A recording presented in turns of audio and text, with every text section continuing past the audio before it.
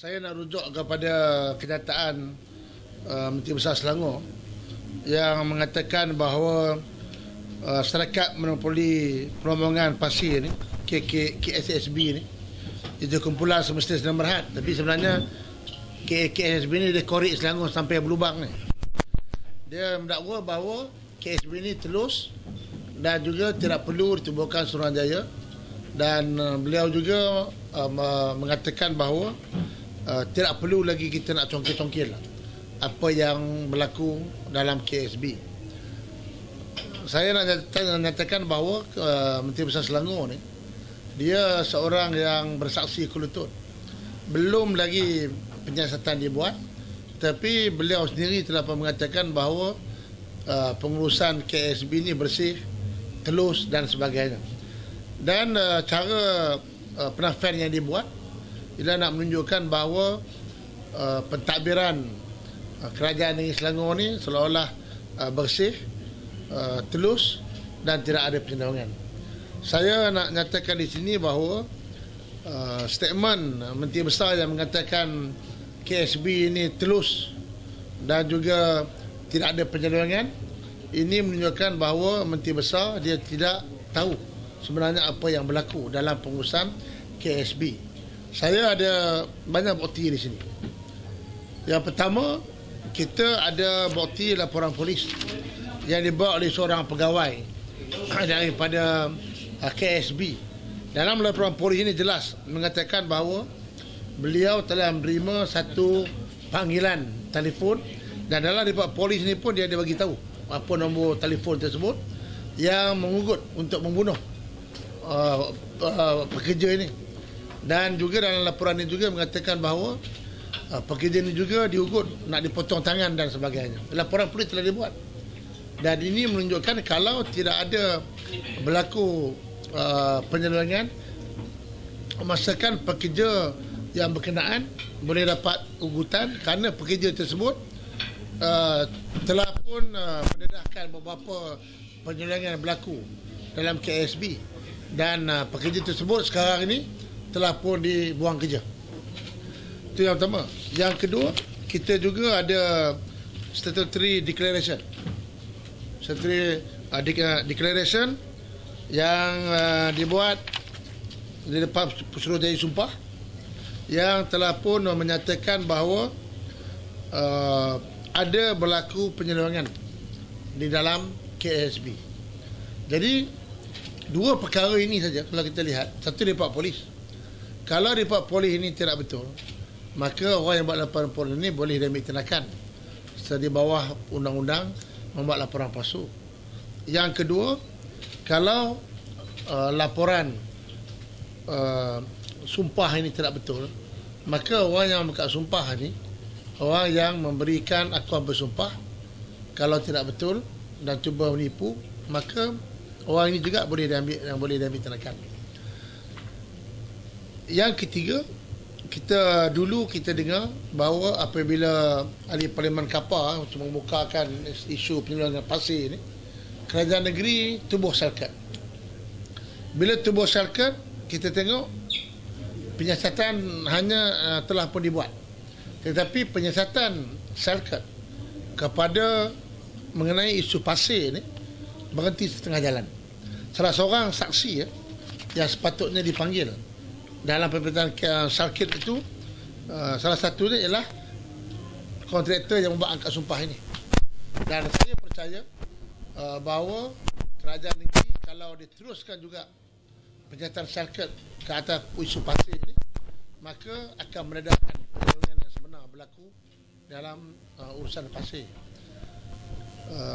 Bila saya dulu pernah buat kenyataan mengapa syarikat tidak teruskan penyiasatan, jadi Pertua syarikat dan juga jadi Pertua Dewan Undangan Negeri Selangor, Datuk Teng, dia kata syarikat sedang berjalan. Itu satu penipuan, kerana salah seorang ahli syarikat ni ialah yang berhormat Sulaiman Razak, Adun Permatang.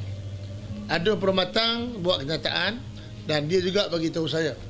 Dia kata syarikat, pembicaraan syarikat mengenai isu pasir ini dah pun terberhenti separuh jalan. Jadi mengapa apabila ada kes yang melibatkan pegawai dan juga orang-orang daripada PKR ini disaki melakukan penyelewengan syarikat yang kononnya ditubuh oleh kerajaan negeri untuk menegakkan keadilan, tetapi nampaknya keadilan yang dia buat ini adalah keadilan untuk kepentingan mereka saja. Waktu kes bekas pemimpin Negeri Selangor dulu mula sakit ditubuhkan, dia buat public hearing, semua orang dengar, didedahkan di dalam surat khabar. Tapi bila kes itu dah selesai, bila kena kes batang hidung mereka, mereka hanya bermain wayang, hanya buat separuh jalan, lepas tu sampai sekarang dah diam kes ini.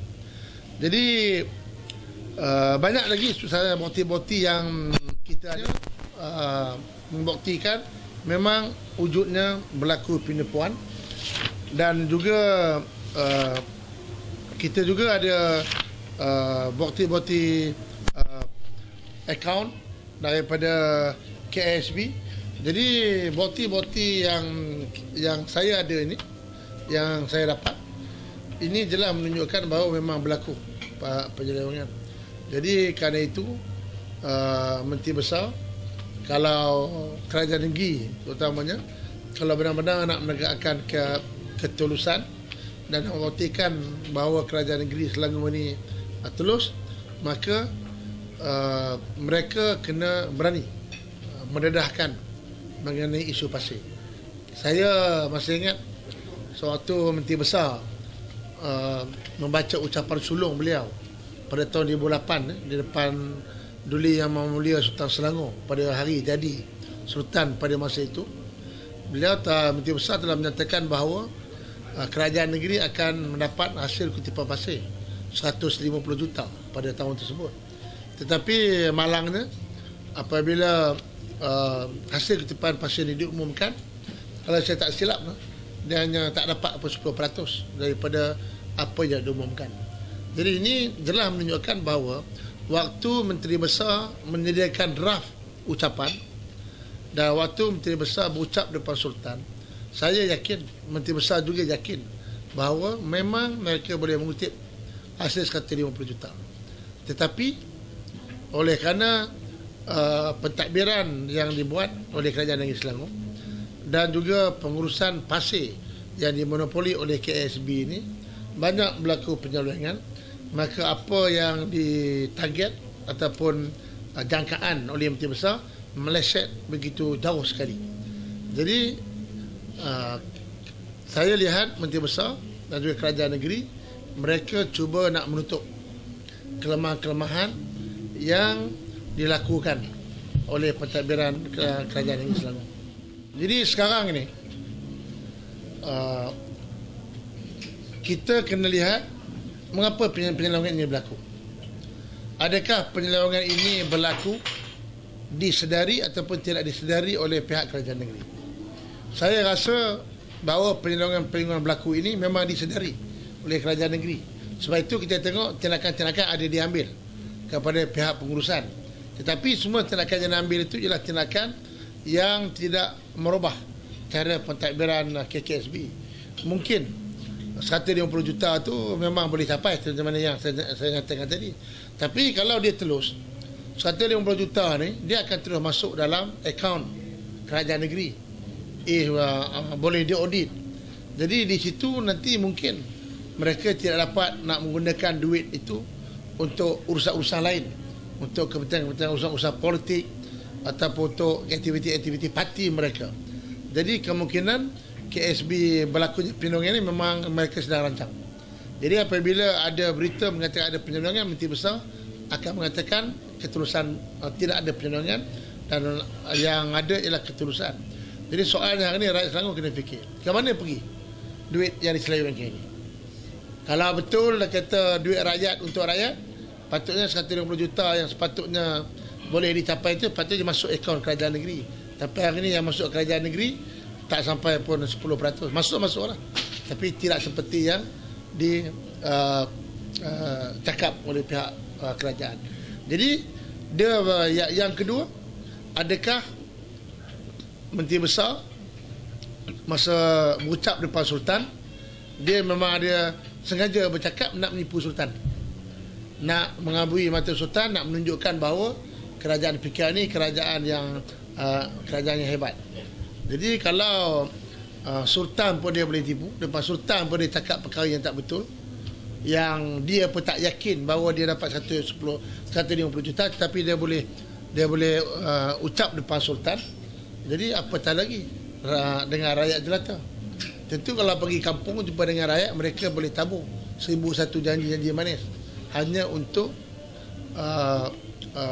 memikat hati rakyat. Dan akhirnya kita lihat hari ini rakyat pun dah mula sedar bahawa pembangkang ni dia cakap tak serupa bikin.